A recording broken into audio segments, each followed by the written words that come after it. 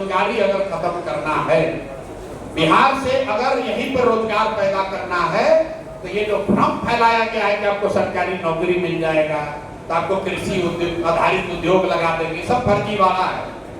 सरकारी नौकरी से आपको यहाँ रोजगार नहीं मिल सकता है।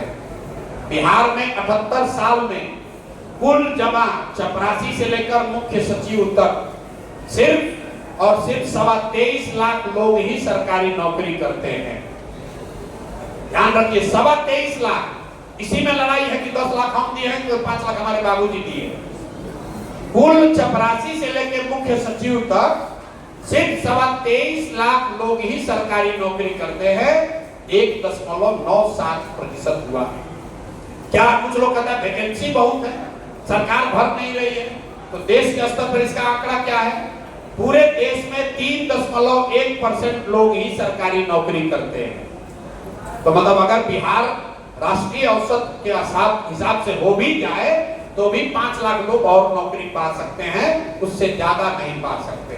तो इसका मतलब यह है कि सरकारी नौकरी तो वो जरिया नहीं है जिससे कि करोड़ों लोगों को रोजगार मिले।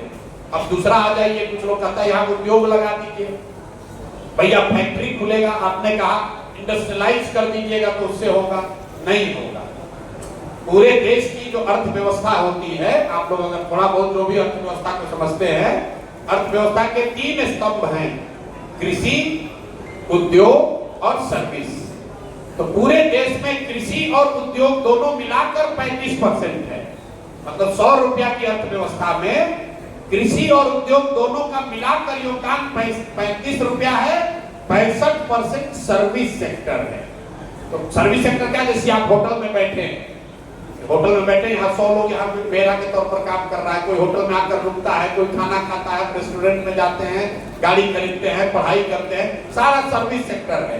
तो अगर बिहार में रोजगार पैदा करना है तो लोगों के आंख में पूंजी देनी होगी ताकि वो सर्विस सेक्टर में इन्वेस्ट करे और रोजगार वहीं से पैदा हो सकता है। अब ये हम लोग कैसे करेंगे? तो हम कह रहे हैं कि हम 1 साल में कर देंगे, तो लोग कह रहे हैं प्रशांत किशोर के पास कौन जादू है कर देने का।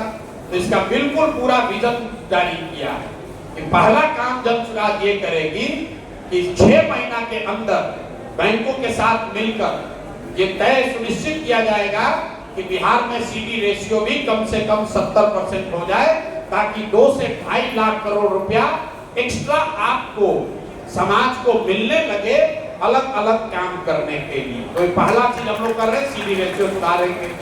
दूसरी बात कह रहे हैं कि सीधे तौर पर मनरेगा को कृषि से जोड़ देंगे। तो अभी शाहबाद के क्षेत्र में आप कह रहे हैं धान गेहूं उगाते हैं, हमारे दादा वगैरह के जमाने में लोग बताते हैं मंगरेला लोग उगाते थे, जीरा उगाते थे। तो हम लोगों ने ये कहा कि बिहार में जो 55 लाख हेक्टेयर जमीन है जिस पर खेती हो सकती है, उसमें सिर्फ 2 लाख हेक्टेयर में ही नकदी फसल होता है, जबकि विश्व के स्तर पर माना जाता है कि 1/3 जमीन पर कम से कम कैश क्रॉप होना चाहिए, नगद फसल, नकदी फसल होना चाहिए। तो जनसुराज ये कह रहा है कि कृषि आधारित पलायन रोकने के लिए मनरेगा को सीधे कृषि से जोड़ दिया जाएगा। जो भी किसान नकदी फसल की खेती करना चाहते हैं उनको मनरेगा के तहत मजदूर मुफ्त में दिया जाएगा, ताकि उसको बाहर पंजाब हरियाणा न जाना पड़े।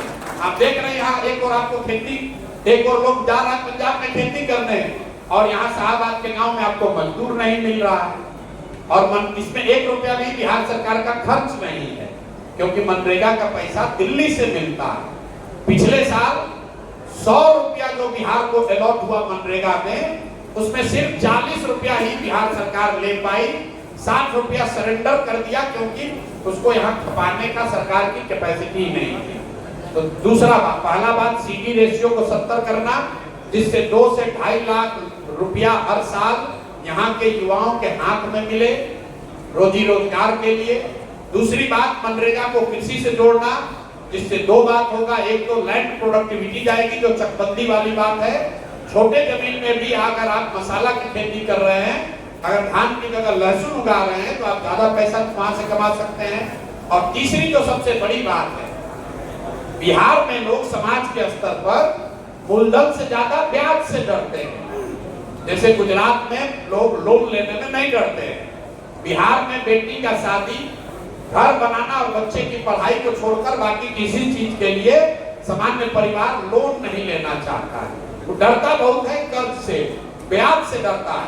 कहता है गांव देहात में चक्रवृद्धि ब्याज है, बर्बाद हो जाएंगे, मूलधन से ज्यादा लोग ब्याज की चिंता करते हैं।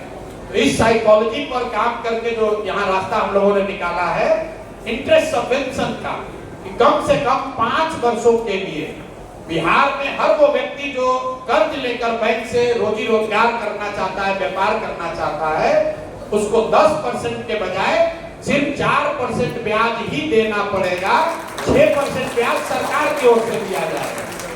अब इससे क्या होगा आप ये समझिए, अगर 6% ब्याज सरकार भरे तो 6,000 करोड़ रुपया सरकार का खर्च होगा, तो 1 लाख करोड़ रुपया लोगों को पैसा मिल जाएगा। आपको 1 लाख करोड़ रुपया मिल गया, सरकार का खर्चा सिर्फ 6,000 करोड़ हुआ। 4 क्योंकि 10% मान लीजिए ब्याज है, बैंक का ब्याज 10% है, 11% है, 4% आप दीजिए, 6% सरकार देगी, ताकि घर घर में रोजी रोजगार व्यापार करने की टेंडेंसी बढ़े। यहाँ हर परिवार में एक ही चीज है, जाओ बेटा मुसल्लापुर में रहना, पटना में ट्यूशन करना, क्लर्क बन जाना, रेलवे में चपरासी बन जाओ, रेलवे में गार्ड बन जाओ, पीएचडी कर लिया, रेलवे में नौकरी के लिए मारा जा रहा है। जब तक समाज में शिक्षा और पूंजी नहीं होगी, रोजी रोजगार नहीं होगा, तब तक आपकी तरक्की नहीं हो सकती है।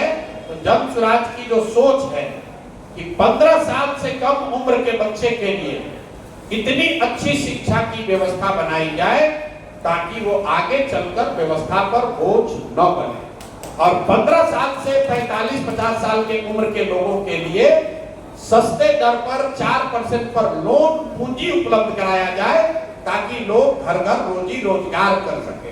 कुछ ना करेगा, 4 को गाय भैंस खरीदेगा, कुछ नहीं करेगा, 2 गाड़ी टैक्सी चलाएगा, बस चलवाएगा, पूंजी चाहिए।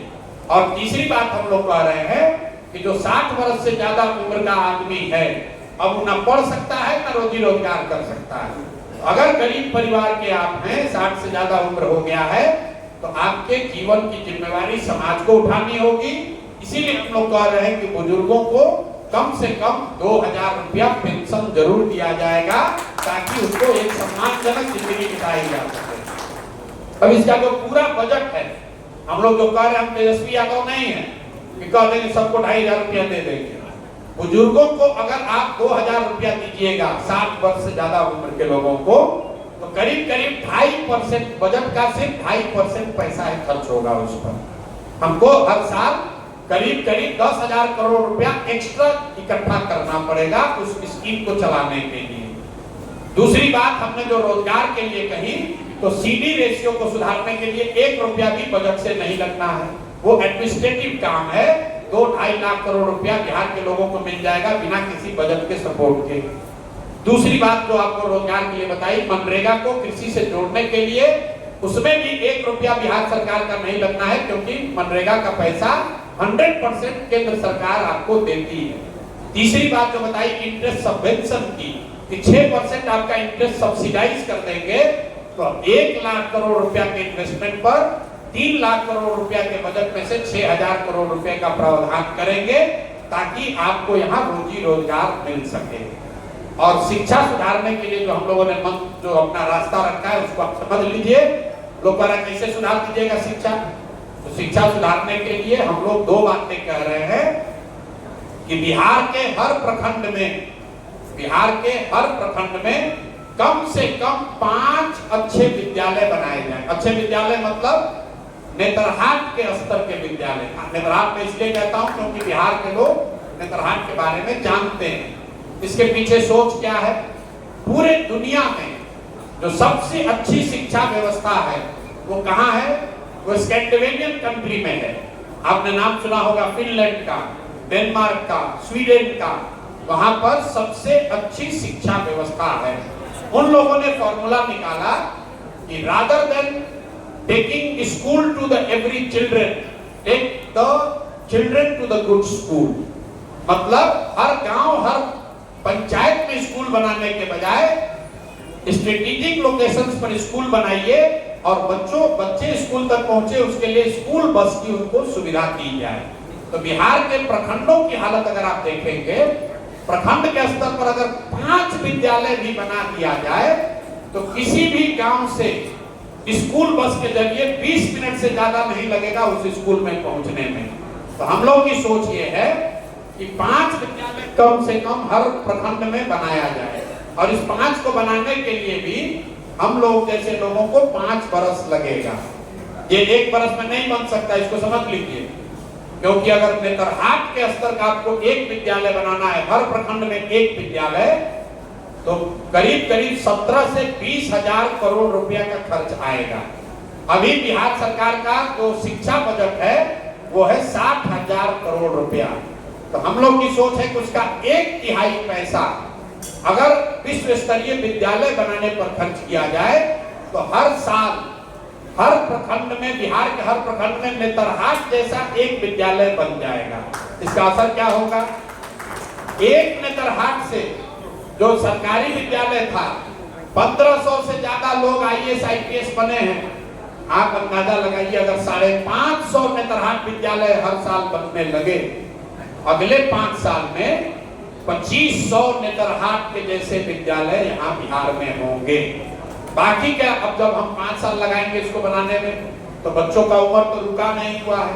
तो दूसरा सॉल्यूशन हम लोग ये दे रहे हैं कि जब तक आपके इलाके में सरकारी विद्यालय नहीं सुधरेगा तब तक ये लोगों के पास सुविधा होगी कि आप अपने बच्चे को प्राइवेट स्कूल में पढ़ाइए और उसका फीस सरकार की ओर से भरा जाएगा।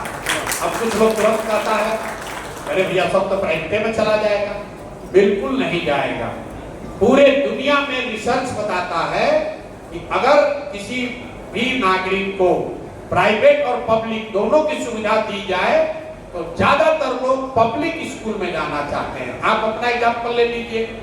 अगर आपको कोई कहे कि आपका बच्चा पटना मेडिकल कॉलेज से अगर डॉक्टरी करेगा, MBBS करेगा, उसका फीस आपको भरना पड़ेगा। अगर आप अपने बच्चे को रमैया भेजिएगा तो उसका फीस सरकार भरेगी। तो ज्यादातर लोग कहेंगे ना भैया हमारे लड़का को हम PMCH में पढ़ाना चाहते हैं। अगर आपको कोई कह दे कि साइंस कॉलेज में आपका बच्चा पढ़ेगा कि MIT कॉलेज में पढ़ेगा, MIT में पढ़ेगा तो सरकार फीस देगी, तो आप क्या कहिएगा? ना भैया हमको MIT का फीस नहीं चाहिए, हमारा लड़का तो साइंस कॉलेज में पढ़ना चाहिए। अगर आप पटना में कोई कह दे कि भैया सेंट माइकल में लड़का पढ़ेगा तो आपको फीस देना पड़ेगा, आप प्राइवेट वाला में पढ़िएगा, जिंदल वाला में तो फीस सरकार भरेगी। आप कहें हमको फीस नहीं चाहिए भैया हमारा सेंट माइकल में एडमिशन करा दो। ये पूरे दुनिया का रिसर्च है। आपको अगर दिल्ली में आज जाके इलाज कराना हो और एम्स में आपको सीट मिल रहा हो तो आप अपोलो नहीं जाइएगा, एम्स जाइएगा। तो ये व्यवस्था अगर बना दी जाए तो साइंस कहता है कि करीब 25 से 30% लोग बिहार में प्राइवेट स्कूल ऑप्ट करेंगे जिसका फीस सरकार की ओर से भरा जाएगा। वो फीस कितना होगा आप उसको समझ लीजिए। अभी जो सरकारी विद्यालय चल रहा, कई लोगों को लगता है कि सरकारी विद्यालय मुफ्त है। मुफ्त नहीं है। बिहार में बच्चों को पढ़ाने पर आपका हमारा प्रति बच्चा 864 रुपया महीना खर्च हो रहा है। ध्यान दीजिए, जो बच्चे जा रहे हैं प्राथमिक विद्यालय में, माध्यमिक विद्यालय में, प्रति बच्चा प्रति चाइल्ड 864 रुपया सरकार खर्च कर रही है। जबकि उन्हीं इलाकों में प्राइवेट स्कूल में ज्यादातर स्कूल में फीस 400, 500, 600 रुपया ही है। तो हम लोग की सोच यह है कि जो शिक्षा का बजट है 60,000 करोड़, उसका 1/3 पैसा विश्व स्तरीय स्कूल की व्यवस्था बनाने पर खर्च किया जाए, जिसको बनाने में 5 से 10 साल लगेंगे। 1/3 पैसा लोगों को प्राइवेट स्कूल में जोड़ा जाए और 1/3 पैसे में अभी की जो टूटी फूटी खिचड़ी वाली व्यवस्था है उसको चलाया जाए। तो शिक्षा को अगर आप सुधारेंगे और उसके साथ लोगों के हाथ में पैसा पूंजी देंगे तो ही बिहार का सुधार होगा। बिहार कभी उद्योग का केंद्र नहीं बन सकता है, इस बात को आप ध्यान रखिए। जब बिहार देश का सबसे गौरवशाली इतिहास वाला राज्य था तब भी ये ज्ञान की भूमि थी। यहाँ से आप नालंदा यूनिवर्सिटी की बात करते हैं, यहाँ से आप विक्रमशिला की बात करते हैं, यहाँ बुद्ध और महावीर की बात हुई है। यहाँ आर्यभट्ट की बात हुई है, यहाँ सीमेंट के फैक्ट्री का बात नहीं हुआ है। सीमेंट का फैक्ट्री लगना चाहिए, लगेगा, शुगर फैक्ट्री भी लगेगी और फैक्ट्री भी लगेगी, लेकिन बिहार को अगर देश के स्तर पर अपना नंबर 1 ऊपर पहुंचना है तो बिहार को फिर से ज्ञान की भूमि बनाना होगा कि देश में सबसे अच्छे स्कूल बिहार में है, देश के सबसे अच्छे यूनिवर्सिटी बिहार में है। हम लोग का सपना ये है कि हर प्रखंड में मेडिकल कॉलेज खुले, हर मेडिकल कॉलेज अगर न भी खुले कम से कम नर्सिंग कॉलेज खुले। 10 लाख बिहार की बच्चियां अगर नर्सिंग की ट्रेनिंग लेती हैं, पूरे देश के स्तर पर 2 करोड़ नर्सेज की वैकेंसी है, 2 करोड़। आप बताइए बिहार में अगर बच्चियों को नर्सिंग की ट्रेनिंग मिलने लगे तो कितना ज्यादा रोजगार होगा, कितने लोगों को पैसा मिलेगा, और तब वो बिहार के बाहर जाकर अगर अपोलो में, मैक्स में, दुबई के अस्पताल में नर्सिंग का काम कर रहे हैं, उससे पैसा भी आएगा, लोगों की इज्जत भी होगी और हम लोग की तरक्की भी होगी। तो जन स्वराज की जो सोच है, पूरी ताकत बिहार को अगले 10 साल में ज्ञान की भूमि के तौर पर प्रस्थापित करना है। हम लोग ब्लू कॉलर जॉब नहीं चाहते हैं, हम लोग व्हाइट कॉलर जॉब चाहते हैं। ब्लू कॉलर जॉब मैन्युफैक्चरिंग का जॉब है, सीमेंट के कंपनी में आप मजदूर बन गए, बिजली के कंपनी में मजदूर बन गए, वो नहीं चाहिए। जो इन्फोसिस में काम कर रहा है, जो टीसीएस में सॉफ्टवेयर का काम कर रहा है, वो व्हाइट कॉलर जॉब है। तो सबसे ज्यादा दुनिया भर में जो जॉब की अपॉर्चुनिटी है वो व्हाइट कॉलर जॉब में है। एक कंपनी टीसीएस 6 लाख लोगों को एम्प्लॉयमेंट उसने दिया हुआ है, 6 लाख लोग काम करते हैं टीसीएस में। कोई सीमेंट की फैक्ट्री, स्टील की फैक्ट्री 6 लाख लोगों को नौकरी नहीं दे सकती है। तो सबसे ज्यादा जहां एम्प्लॉयमेंट की संभावना है वो व्हाइट कॉलर जॉब में है, और व्हाइट कॉलर जॉब उसको मिलेगा जो पढ़ेगा। जो पढ़ेगा ही नहीं तो मजदूरी ही करेगा, चाहे मजदूरी सड़क पर करे या सीमेंट के फैक्ट्री में करे। तो हम लोग का लॉन्ग टर्म विजन बिहार को लेकर